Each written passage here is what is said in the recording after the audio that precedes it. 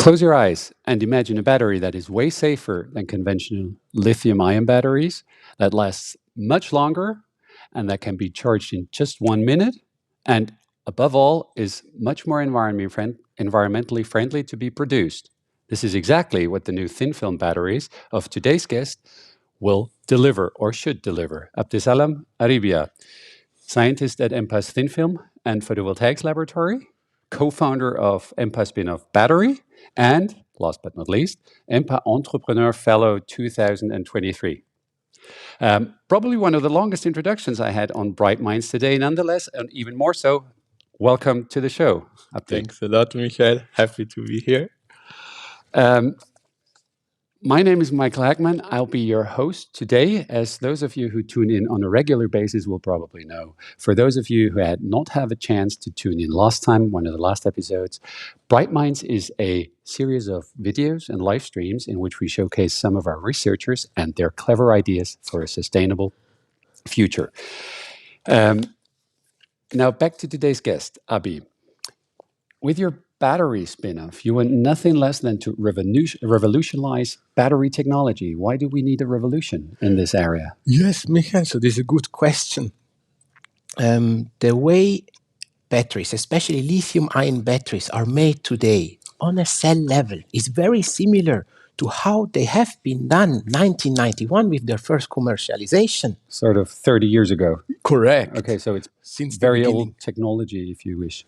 Yeah, I guess for lithium, Okay. in the case of lithium-ion batteries, you can say that. And this puts a certain limit on the boundary on what you can do. In our case, the 2 points which are more interesting are the safety aspect and the speed at which you can release a certain amount of energy. Charging And discharging speed, exactly. I see. And we really want to push this limit. And this goes from your electric toothbrush to your laptop in your everyday life, but also to new applications in outer space, for example. Okay, interesting.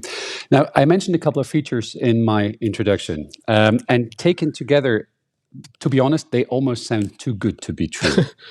For example, we did a poll just before this edition of Bright Minds, and we asked our online visitors, do you believe these claims? And 20% of them said, no, I don't believe the fact that they can be charged in less than or in about a minute. What's the secret of battery? Yes. Well, who can blame them? When we saw the first battery who charged at this speed in our laboratory, we were surprised ourselves. So the secret actually is that we use very thin films. So the ions moving in your lithium-ion battery need to pass a certain amount of distance. Yeah. In our case, the ions don't move faster. That's just the distance. So you reduce the distance. Correct. Okay. Just the distance is significantly shorter. And this is the full secret for the fast charge and discharge speed. And you were the first ones to come up with that idea? No. It sounds trivial. Sorry to... No offense taken. No, we are not. We are certainly not. This is actually a technology which was already developed in the 90s and then commercialized for niche applications in the early 2000s. And there, of course, they take advantage of the temperature stability. So you can solder this type of batteries directly and for other niche applications. What is special in our case is that we stack cells on top of each other because, as you can imagine, these very thin layers are no longer freestanding. So they must lie on top of something. Okay. And now the weight contribution of this substrate, be it a silicon wafer in research or more for the company side, the metal foil, gives a significant contribution to weight and volume. Yeah. We split this contribution between many cells by stacking the cells on top of each other. And this is our... Okay. What's the main obstacle that you see in sort of going whatever, live, going on the market or coming out with a viable product at the end? Good point. So there are two things, right? First of all, we really need to scale. The methods we use are not traditionally used for battery manufacturing. They're more adapted from the semiconductor industry. Yeah. This means our batteries currently are still very small, too small for most applications. And here we need to scale to make bigger ones, stronger ones, right? Also more thickness. Yeah. And the other part is we come with all these benefits at the same time. They're not splitted. So the temperature stability, the amount of energy we store, and the fast charge and discharge speed, all present here. And now to find the required application, especially since we're also more expensive initially in the fabrication. Right? Yeah, well, it's always for a new technology coming to the market is always sort of an extra price tag on it. Excuse me. If one thinks of safety of batteries, everybody has these kind of weird pictures in mind of batteries catching fire, be it in a smartphone, sort of catching fire basically in your pants, or a laptop sort of blowing up, or electric cars that sort of ignite. You could actually show that your battery is, let's say, 100% fireproof? Yes. Well, most of our layers, at least in the discharge state, are fully oxidized, right? And burning so there's something no more... Exactly. So there's no more oxidation. But you can also penetrate them, and then this is no problem. This is because we replace all liquid parts. They're not compatible with our manufacturing methods, with solid layers, oxidized layers. Of course, at certain points in the charge-discharge state, we still have metallic lithium. We need this to get the high energy. But because the surrounding layers are so stable and because the temperature stability is so much higher, this is actually not an issue even when you cut or burn them. Additional benefit, I think of, the batteries in my, say, laptop or whatever. No, in my keyboard or whatever. They can leak.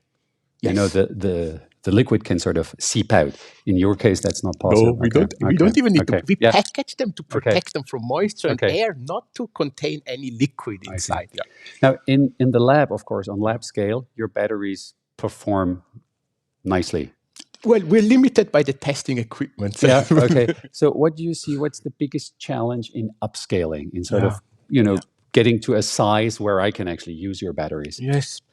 So, of course, this is the hard question. What currently the big problem is, we need our materials to perform at this high performance when they become larger. But this is not so trivial. Often behavior starts to change when you increase in size and in thickness. It means also for us, we need to switch machines, and sometimes these recipes are not directly transferable. And this is currently what I'm thinking most about. And so, sort of where the big hurdle, the biggest hurdle is for you. I currently believe. Okay, I see. I think we have a little demonstration of your batteries in the. No, we don't. Okay, well then we go to the next slide. You founded batteries, your spin-off, in April. Yes, correct. And just now you got awarded your PhD from ETH Zurich. Congratulations. Thank you very much. What made you do sort of the switch from a lab scientist coming up with new ideas, working on the bench side, to start a career as an entrepreneur? Yes, good. So I'm still We're still a scientist. Yeah, exactly. I'm still at the bench. But it's true that I have much more screen time now than I had before. This is true, and also more event time. But the main reason for the switch was really the impact, because we saw what worked in the lab. And if you would follow this up, right, with the research side, and this is also something our lab is currently doing, you would go to new materials, more sustainable materials, but also novel materials. But in the end, we also believe that the materials we currently have can give and will give this performance increase, and we see that. And I really wanted to bring them to an application together with Moritz, right? And all the your co-founder. Yes. Exactly. So really want to make an impact in the real world and not just on your sort of paper basis. And to be very honest, it was also an amazing opportunity, especially with the Empa fellowship, which covers me for 1 year. I mean, I'm glad to hear that. Okay, great.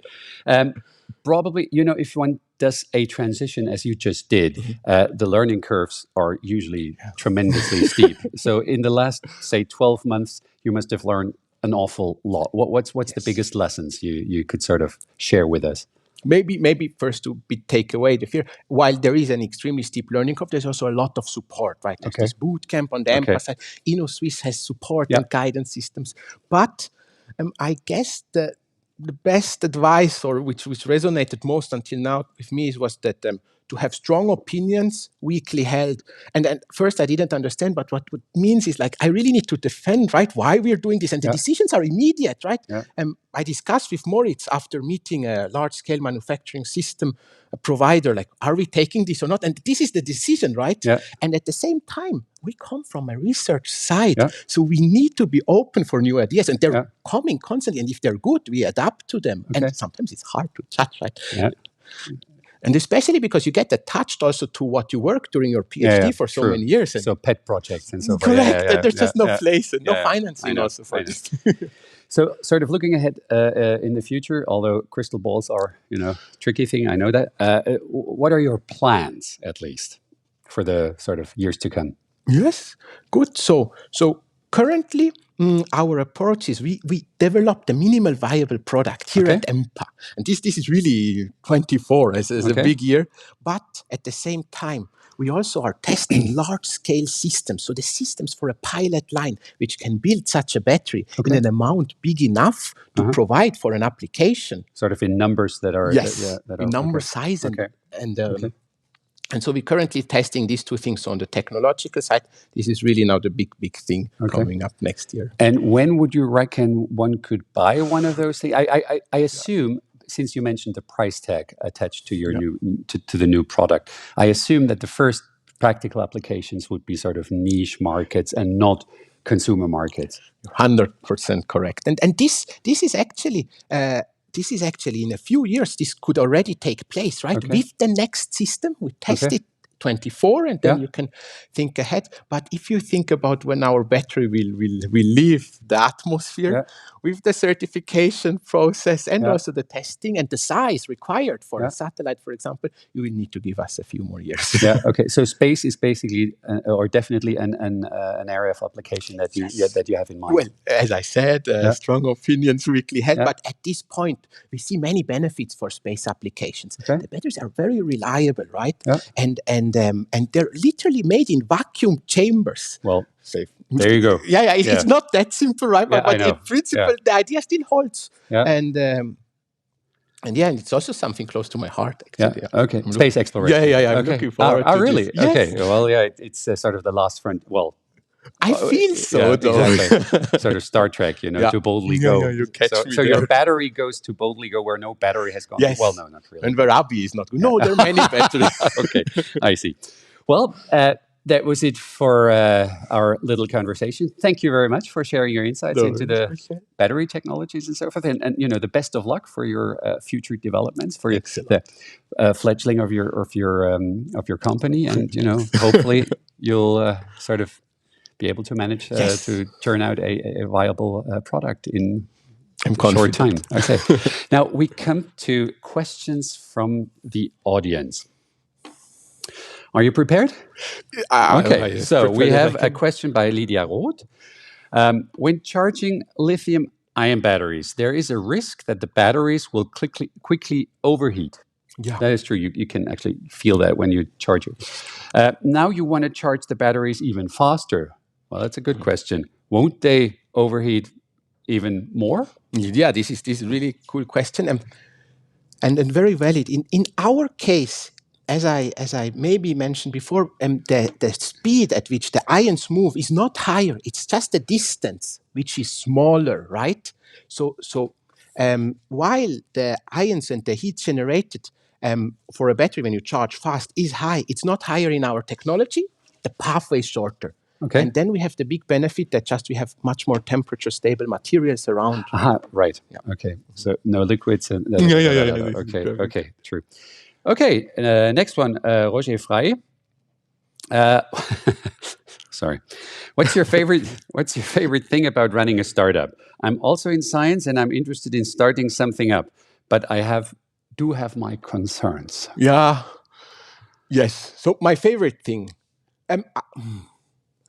I think my favorite thing is really, as Michael, you said before, my PhD just recently finished, and now I can take part in these strategic decisions, which are rather big and are moving a lot, right? So a lot of consequences in each decision that you take. Yeah.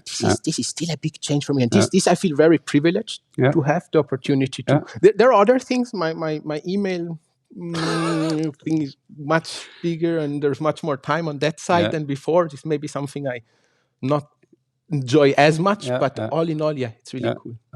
Okay, cool.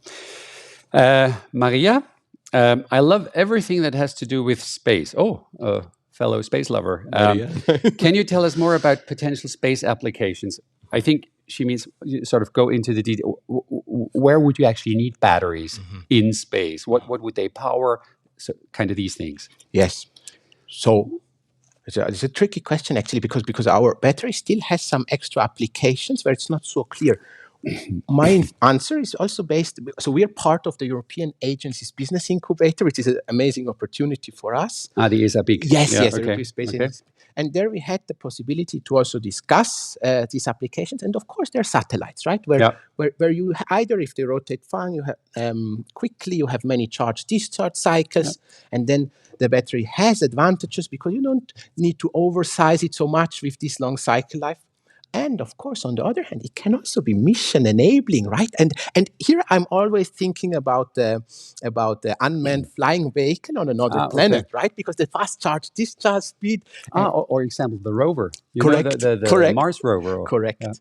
But I should also add where the challenge lies, and this is to get sizes big enough and then go into the testing cycles. Before the battery goes up, there will need to be quite some serious testing. So you'll go up there with them. No, maybe, I don't know. Most likely not. First Empa scientist in space, in outer space. That'd be cool.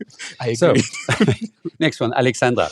When do you think your battery will be ready? We had that, for mass production. That's even one step further, I would assume. Alexandra, this is a question I'm thinking a lot about. I don't know the answer. This is exactly why we're testing now the systems and to understand what it takes to do mass production. I hope I know the answer in the next 6 months, but currently I do not. Okay. Okay. So that was the last. No further questions from the audience at this point. So thank you very much again, Abi. It was really, really, really a pleasure to have you here. I hope you will be joining us again next time for the next episode. The next episode will be a special edition. We will discuss a topic that is very dear to Empa. It's a new research initiative called Mining the Atmosphere. You'll see that in the little animated video. What is behind this very enigmatic title, Mining the Atmosphere? Well, actually, it's a paradigm shift. Whereas previously we used to mine the Earth's core for valuable resources, now we turn our view up towards the sky, and we're mining the atmosphere for valuable resources. As you can see here, the resource in question is CO2, the climate killer, actually.